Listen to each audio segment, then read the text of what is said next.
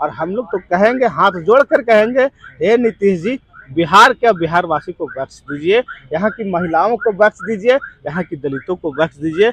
आपका जो इस तरह से हरकत हो रहा है, केवल जीतन राम मांझी साहब नहीं शर्मसार हो रहे हैं, केवल महिलाएं शर्मसार नहीं हो रहे हैं, यहाँ के वासी भी शर्मसार हो रहे हैं। और कहीं ना कहीं हम लोग मर्माहत हैं, अपने आप को आत्मग्लानि से हम लोग हैं।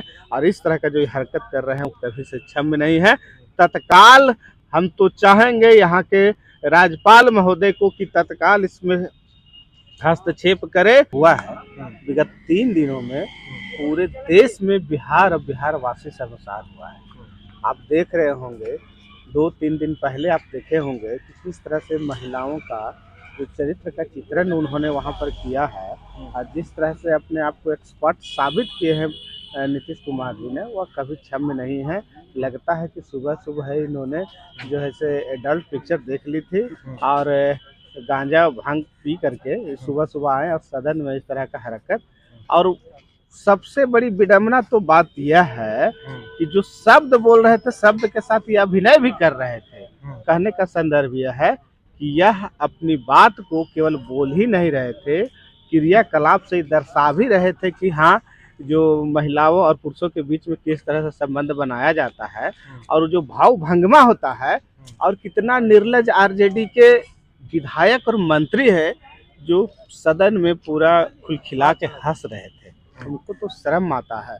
उस दिन हम तो कहेंगे कि कैसा कोई गनीमत नहीं हुआ कि कोई महिला विधायक या पुरुष विधायक चप्पल से नीतीश कुमार को सदन में नहीं मारा। कहने का तात्पर्य मतलब ये है, इस तरह का जो मामला है कभी क्षम्य नहीं हो सकता है।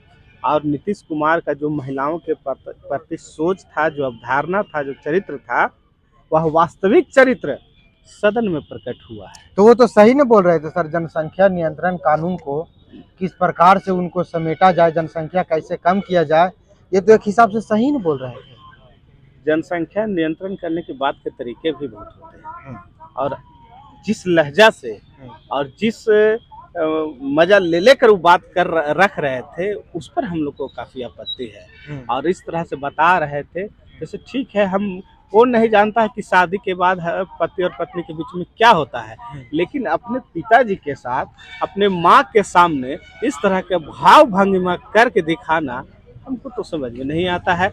और सदन में तो प्रस्तुत इस तरह से कर रहे हैं जहाँ पर आपके जो है से छोटे छोटे बच्चे के उम्र के समान वहाँ विधायक भी हैं, महिलाएं भी थी, और उनके सामने आप केवल बता ही नहीं रहे हैं, आप भाव भंगिमा से दिखा रहे हैं कि देखिए ऐसे कीजिएगा तैसे होगा। मतलब निकालो और डालो, क्या मतलब है यार।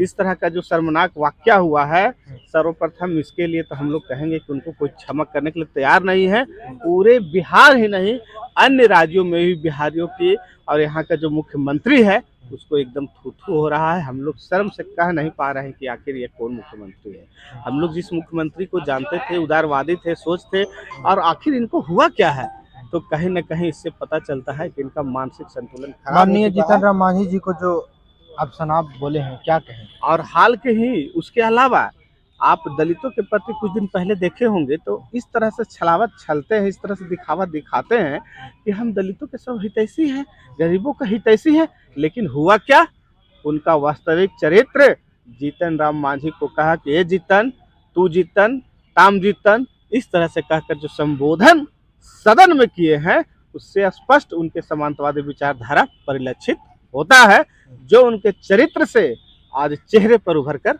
सामने आ गई है। और यह बिल्कुल दोहरा चरित्र का व्यक्ति है, जो एक आवरण ओढ़े हुए है, यह समझिए तो भेड़ है जो आवरण खाल ओढ़े हुए समाज में घूम रहा है।